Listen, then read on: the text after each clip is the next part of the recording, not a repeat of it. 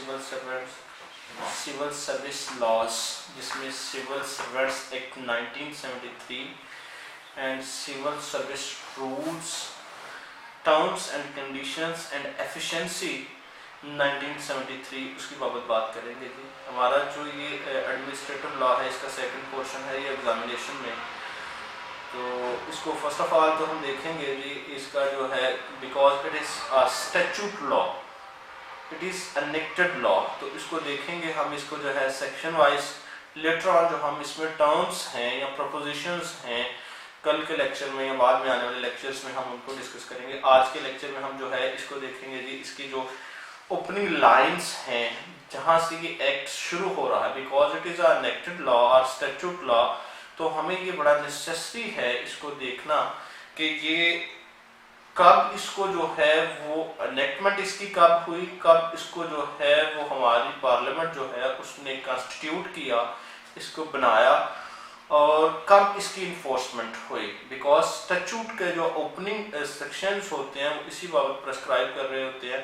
तो पहला जो इसका प्रीएम्बल है, सिमिलर अदर स्टैट्यूट लॉ, तो वर्डिंग ऑफ प्रीएम्बल और as whereas it is expedient to regulate, जहां कहीं भी जरूरत हो कानूनन, by law the appointment of persons, अशखास की तैनाती या तकर्री, to and the terms and conditions of service of persons in, वहां पे नेसेसरी है, जरूरत आती है, जरूरत पेश होती है कि उन पर्सन्स पे टर्म एंड कंडीशंस जो हैं वो डिटरमिन कर दी जाए, उनका क्राइटेरिया जो है वो फिक्स कर दिया जाए, वो चीज़ें जो हैं राइटिंग जो है उसको सर्टन बना दिया जाए, एम्बिगुअस कोई चीज़ ना रहे। The service of Pakistan and to provide for matters connected therewith, और उस सर्विस के साथ तमाम तर मामला जो कनेक्टेड हैं उनको भी स्पेसिफाई करना बड़ा नेसेसरी है। और एंसिलरी देयरटू, या उसकी जितनी भी मददगार सपोर्टर जो चीज़ें हैं, वो सारी चीज़ें जो हैं आज हम देखेंगे। प्रीएम्बल के जो ओपनिंग वर्ड्स में उसमें यही है कि जहाँ कहीं भी पाकिस्तान में कानूनन किसी अशखास की तैनाती दरकार हो, तो उस तैनाती के लिए कुछ शराइत ज़वाबित जो हैं वो दरकार हैं। तो उन शराइत ज़वाबित को जो है देखा जाएगा जी सिविल सर्विस लॉज जो हैं, जिसमें एक है सिविल सर्वेंट्स एक्ट 1973। तो सेक्शन 1 है जी short title, application and commencement. In first section we read about three terms, three things. First one, what's the title of this act, what's application, कहाँ पे इसको, where it is applied, कहाँ ये application होगी इसकी, कहाँ इसको जो है वो apply किया जा सकेगा, to what extent it is operated, या किस हद तक इसका operation जो है या ये इसका जो दायरा कार है, मौसर दायरा कार, वो क्या होगा। And the third one is very necessary, commencement, कि व्हेन इट इज प्रोमulgated, कब इसको शुरू किया गया। तो फर्स्ट दिस एक्ट में be called civil servants act. जो हमने फर्स्ट टर्म देखी थी टाइटल, तो टाइटल हमारे सामने आया कि it is called civil servants act 1973। The second is application, it applies to all civil servants wherever they may be, तमाम तर जितने सिविल सर्वेंट्स हैं। Here the word is very most important used in these lines, civil servants. Later on we will discuss about this word, because this is not only a word, this is a term, legal term having a valuable meaning in law। वो सारी चीज़ें हम आगे चल के देखते हैं जी। Because जो सेक्शन 2 है वो है ही डेफिनेशंस का है, उसमें ये चीज़ आ रही है, इसलिए यहाँ पे अभी इसकी बाबत जो है वो टाइम कंज्यूम नहीं करेंगे। तो जो सेकंड था हमारे पास application, it applies to all civil servants wherever they may be, तमाम तर सरकारी मुलाजमीन where they may be means के पाकिस्तान के दायरा कार में रहते हुए, पाकिस्तान में जितने भी सरकारी मुलाजमीन हैं उनकी तैनाती जो है इसी सिविल सर्विस लॉज या सिविल सर्वेंट एक्ट 1973 के तहत होगी। The third one is very much important, commencement it shall come into force at once, meaning thereby कि जैसे ही इसको अनेक्ट किया गया इसका साथ ही जो है वो इन्फोर्समेंट हुई। तो इनेक्टमेंट हुई थी इस एक्ट की 26 सितंबर 1973। तो आंसर इज कि it's this law is this last commencement is 26 सितंबर 1973। अब जो इसका चैप्टर 2 है इसको देखते हैं जी। जो डेफिनेशंस का है, मोस्ट ऑफन तमाम तर जितने भी एनेक्टमेंट्स हैं या जितने भी स्टैट्यूट हैं, जितने भी एनेक्टेड लॉज हैं, उनका जो सेकंड सेक्शन है वो कॉमनली होता ही डेफिनेशंस की बाबत है। तो हम इसको देखते हैं जी। ये बड़ा नेसेसरी है बिकॉज आपके एग्जामिनेशंस में भी जो है इसको होगा राइट अ नोट अपॉन दीस, जिसमें ये टर्म्स होंगी, आपको उनको एलेबोरेट करना होगा, उनको डिफाइन करना होगा, उसको आप कह लें कि एक्सप्लेनेशन आपको देनी होगी इन लीगल वर्ड्स। तो हम देखते हैं कि सेक्शन 2 है, सब सेक्शन 1 है। In this act unless there is anything repugnant in the subject और कंटेक्स्ट, यहां तक कि अगर कोई चीज इससे बरखिलाफ ना हो तो इस एक्ट में, in this act unless there is anything repugnant in the subject. अब रिपुग्नेंट मींस के वाइस वर्सा, उलट, मुतजाद, जो इसके अगेंस्ट हो, एंटी हो। तो इस कानून में, इस एक्ट में यहां तक कि अगर कोई इससे बिल्कुल इसके सब्जेक्ट मैटर के उल्ट ना हो तो फर्स्ट डेफिनेशन जो है हमारे पास सेक्शन 2 सब सेक्शन 1 क्लास ए है अडहॉक, अडहॉक अपॉइंटमेंट। ये बड़ा ही कॉमनली यूज्ड वर्ड है in civil services because most often institutions जो हैं उनमें एडहॉक अपॉइंटमेंट्स जो हैं वो ली जाती हैं। तो ये बड़ा ही कॉमनली यूज्ड वर्ड है। हमें इसको अब देखते हैं कि क्या है ad hoc appointments. By literal word meaning, it means के खास मकसद के लिए। If we analyze this word, तो ad hoc word is a Latin word which means for a certain purpose. Appointment means takarri, to fix or to determine or to detain a person for a certain work. तो ad hoc appointment here literally means if a very special work is done to be required, then some persons are deputed or specified to do that work in immediate matter, immediate order. We can say that appointments are termed as ad hoc appointments. जो इसकी statute word में है definitions वो देखते हैं जी। ad hoc appointment means appointment of a duly qualified person। जो ad hoc तैनाती है उनसे मुराद ऐसी तैनातियां जो duly qualified persons, जो सही मानों में किसी पोस्ट के लिए क्वालिफाइड हों, जो टर्म्स एंड कंडीशंस हैं उन पे वो पूरे उतरते हों, made otherwise than in accordance with the prescribed method। उन पे तैनात किया जाए उस तरीकाकार से हटके जो रूटीन में जो है लॉ में तैनाती का तरीकाकार दिया गया हो। मसलन इसको आगे एक्सप्लेनेशन भी दी है of recruitment pending recruitment in accordance with such method। जो रिक्रूटमेंट का क्राइटेरिया है किसी सिविल सर्विस से, उससे हटके अगर ड्यूली क्वालिफाइड पर्संस को किसी पोस्ट पे जो है वो तैनात किया जाए तो इसको हम कहेंगे एड हॉक अपॉइंटमेंट्स। अब इसको थोड़ा सा मैं सिंपल मोड करता हूँ कि एड हॉक अपॉइंटमेंट मींस कि अगर एक शख्स किसी जो है पोस्ट के लिए तमाम तर क्वालिफिकेशंस उसके पास हैं, बट जो सिविल सर्वेंट्स लॉज हैं उनसे हटके इमीडिएटली उसको जो है उस पोस्ट पे तैनात कर दिया जाता है ताकि किसी इमीडिएट टास्क को जो है वो गेन किया जाए without using the pattern which is prescribed by the law. उससे हटके अगर किसी को इमीडिएटली जो है किसी पोस्ट पे जो है वो तैनात कर दिया जाता है फॉर इमीडिएट इफेक्ट, तो दैट वी कैन से कि that person is appointed as a ad hoc appointee. civil servant. We have used the word in section 1 subsection 2 civil servants. Okay, this act is applied to only civil servants wherever they may be.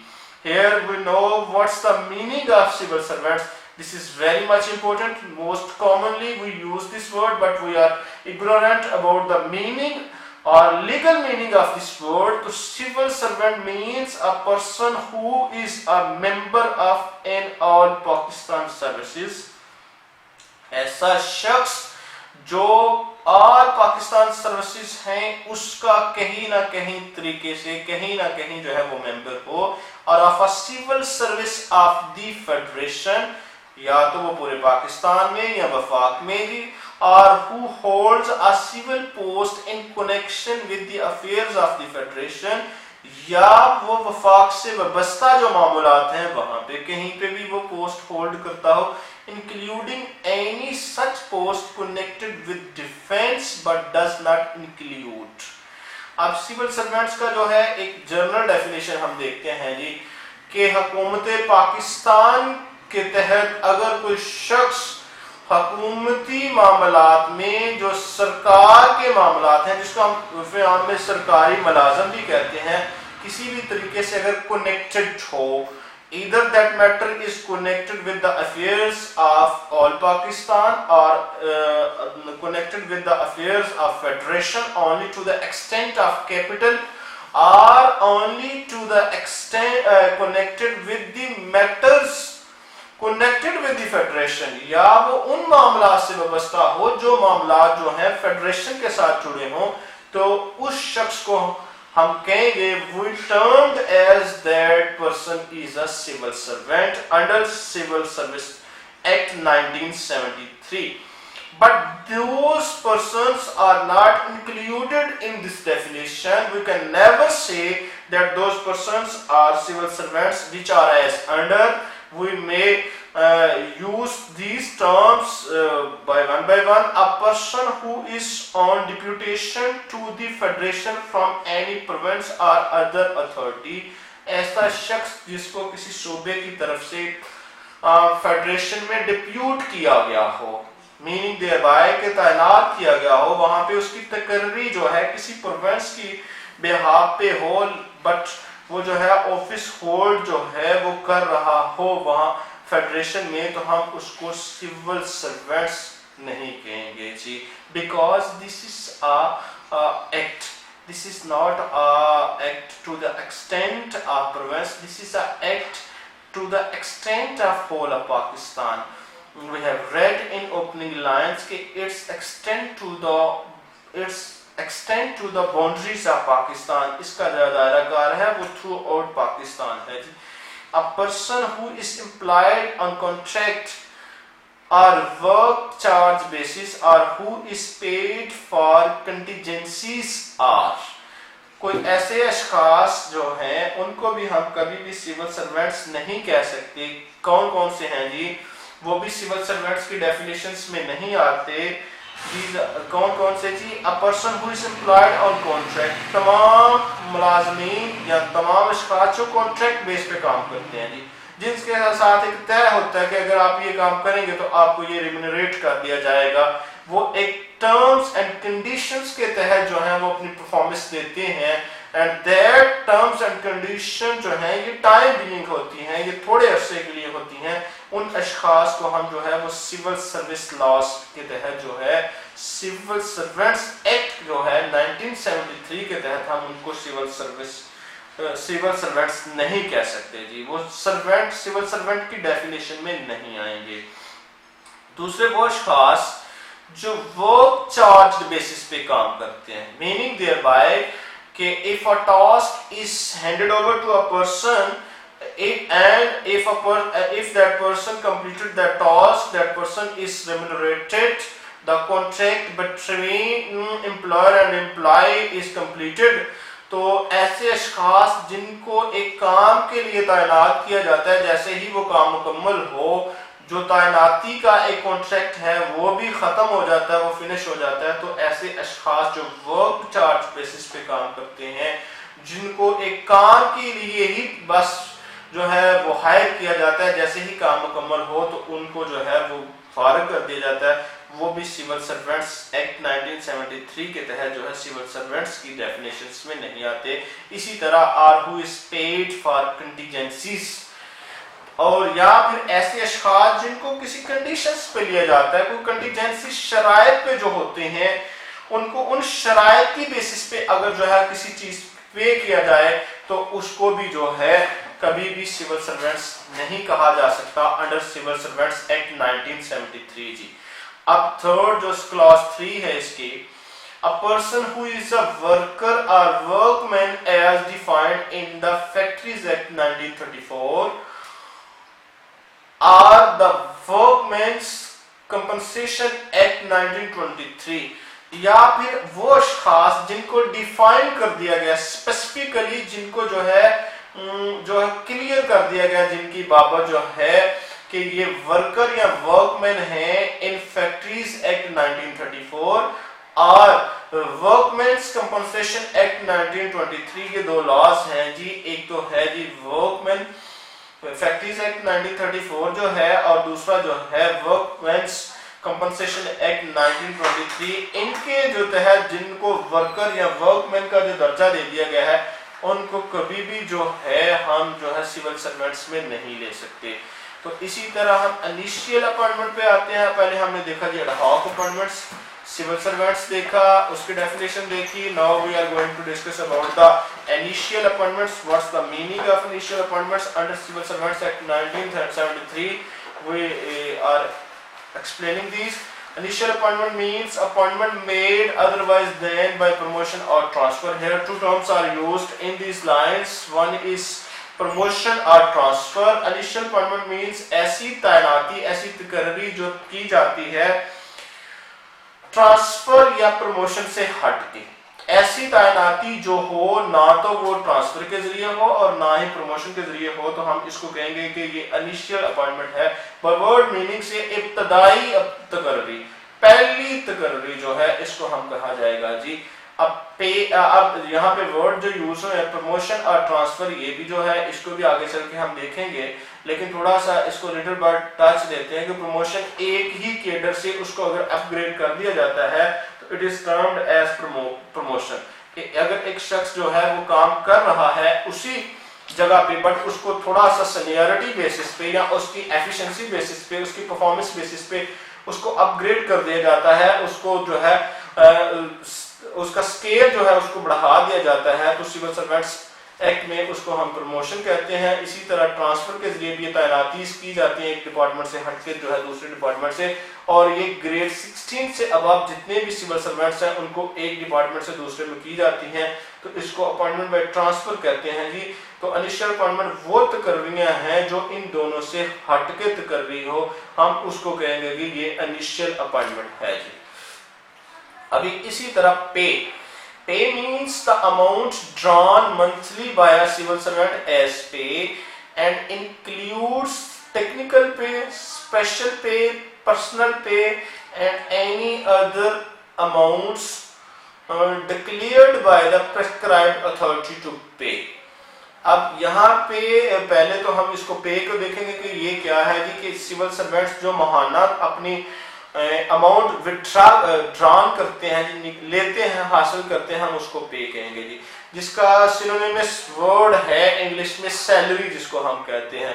तो civil servants act 1973 में word use हुआ है जी पे, कि जो monthly amount drawn करते हैं civil servants, हम उसको पे कहते हैं। और इसकी अक़साम है, टेक्निकल पे है जी। टेक्निकल पे है मींस कि जितने लोग टेक्निकल क्वालिफिकेशंस होल्डर होते हैं उनको उस बेस पे जो अजासिया दिया जाता है, उसको स्पेशल अमाउंट जो दी जाती है उसको हम टेक्निकल पे कहेंगे। स्पेशलाइज्ड पर्सन जो उनके पास स्पेशलाइज्ड स्किल्स हैं उनको हम स्पेशल पे का जो है वो टर्म यूज करेंगे उनके लिए। पर्सनल पे, पर्सनल क्वालिफिकेशंस पे बात आती है, तो अगर कोई शख्स उस बिहाफ पे कोई अमाउंट ड्रॉन करता है मंथली, तो उसको हम स्पेशल पे या पर्सनल पे कहेंगे। And any other amounts declared by the prescribed authority to pay, या फिर ऐसा कोई अमाउंट जिसको जिस अथॉरिटी ने जो है वो हायर किया हो, वो डिक्लेयर करे कि ये देनी चाहिए, ये ड्रा कर सकता है, वो भी जो है वो पे के जुमरे में आएगी। तो अभी तक हमने जो है डेफिनेशंस में हमने देखा first of all ad hoc appointment, second हमने सिविल सर्वेंट्स की डेफिनेशन देखी, वो अशखास जो सिविल सर्वेंट्स में नहीं आते हमने वो भी देखा, जो एग्जम्प्टेड पर्सन्स हैं वो भी देखे, उसमें वर्कर्स एंड वर्कमैन की जो डेफिनेशन फैक्ट्रीज एक्ट 1934 में आई हैं वो भी हमने देखी, कंपनसेशन एक्ट 1923 की जो डेफिनेशंस हैं वो भी हमने देखी, जो है कि उसमें वो चीजें वो भी सिविल सर्वेंट्स में नहीं आते।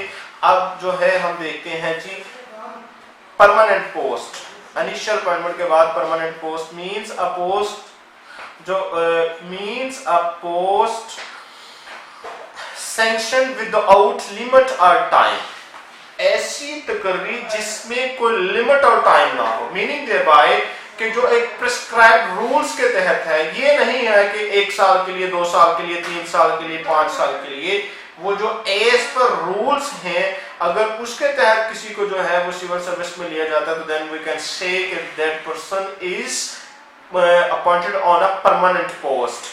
अब prescribe means prescribe by rules, बड़ा सिंपल है कि ये वर्ड एक बड़ा कॉमनली यूज हो रहा था कि what is the meaning of prescribe, तो जो चीजें बयान कर दी गई हैं रूल्स पे उनको हम प्रेस्क्राइब कहेंगे। Selection authority, rules means rules made are deemed to have been made under this act, ये भी एक बड़ा कॉमन यूज वर्ड है। अब सिलेक्शन अथॉरिटी में ये वर्ड यूज हुआ था कि जो इंतखाबी अथॉरिटी है उससे क्या मुराद है, means the federal public service commission और a departmental selection board. Here two institutions are mentioned. First one जो है Federal Public Service Commission, जो एक तकर्री करने वाला एक अदारा है जिसको फेडरल पब्लिक सर्विस कमीशन कहते हैं, एक उसका तस्करा है जी। डिपार्टमेंट सिलेक्शन बोर्ड या उसी डिपार्टमेंट के अंदर एक सिलेक्शन बोर्ड है उसके जरिए भी तैनाती की जाती है, departmental selection committee or other authority or body on the recommendations of, या वो अशखास, वो एक ग्रुप, वो एक एसोसिएशन जिसकी रिकमेंडेशंस पे किसी को तैनात किया हो उसको भी सिलेक्शन कमेटी कहते हैं।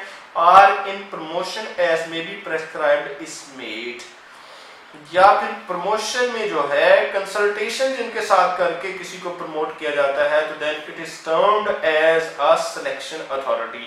इसको शॉर्टली ये कहते हैं कि जिनके बिहाफ पे सिविल सर्वेंट्स को जो है वो तैनात किया जाता है, that authority is termed as a selection authority, इंतखाब करने वाली authority. Temporary post means a post other than a permanent post, तमाम जो पोस्टें हैं जो परमानेंट पोस्टें हटके हैं उसको हम आर्जी पोस्ट कहेंगे जी, इंग्लिश में temporary post.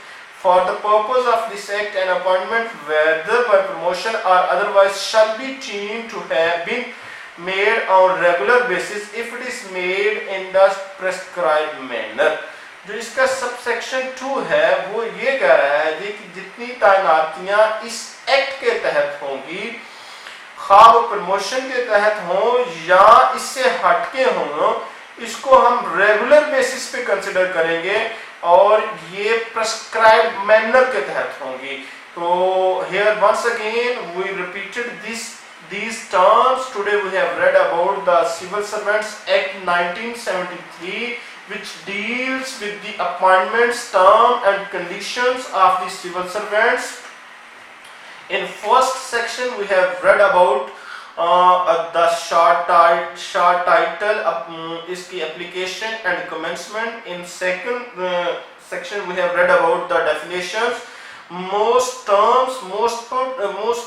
important terms are here defined by the statute. These are as ad hoc appointments, civil servants, exempted persons from civil servants. इसमें हमने लिटिल बिट टच जो है वर्कर एंड वर्कमैन जो definition हमें मिली है factories act 1934 के तहत उसको देखा, फिर वर्कमैन्स कंपनसेशन एक्ट 1923 को देखा। इससे हटके इनिशियल अपॉइंटमेंट है जी, पे permanent post, prescribed means, selection authority, rules regulations, temporary post. At the very end we have read in subsection 2 the gist of this section ke all appointments which are made under this act, either by way of promotion, by way of transfer, by way of initial appointment, these are deemed to have been made on regular basis. Meaning thereby कि तमाम तकर्रियां जो इस कानून के तहत, जो इस statute law के तहत की जाएंगी, खा वो जो है बाय प्रमोशन हो, बाय जो है ट्रांसफर हो या इनिशियल अपॉइंटमेंट हो, उनको रेगुलर बेसिस पे जो है अपॉइंटमेंट जो है वो डीम्स किया जाएगा जी, उनको ऐसे ही कंसिडर किया जाएगा कि ये रेगुलर बेसिस पे जो है ये तैनातियां या तकर्रियां की गई हैं और नेसेसरी है कि वो तैनाती जो है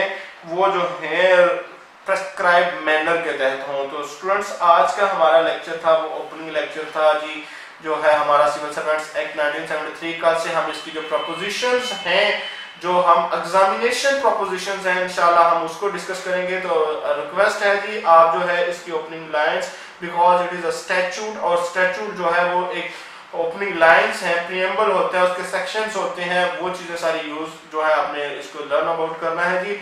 it consist of 26 I think sections, छोटा ही एक एक्ट है, इतना बड़ा एक्ट नहीं है।